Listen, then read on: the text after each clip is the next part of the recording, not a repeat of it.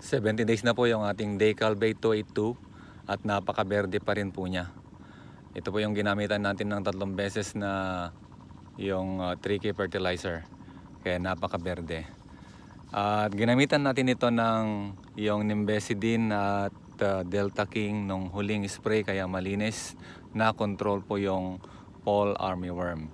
Sa mga may problema tungkol sa fall armyworm, lagyan nyo lang po ng Silhouette at saka chelated calcium yung pinaghalong Nimbecidine para malakas po at hindi siya basta-basta naaalis. At sigurado ko po na napakaganda yung epekto nun dahil ginamit natin dito twice at yun, na-control yung fall armyworm. So kapag gusto nyong gumanda yung mais, ito tignan nyo, napakabusog nung bunga.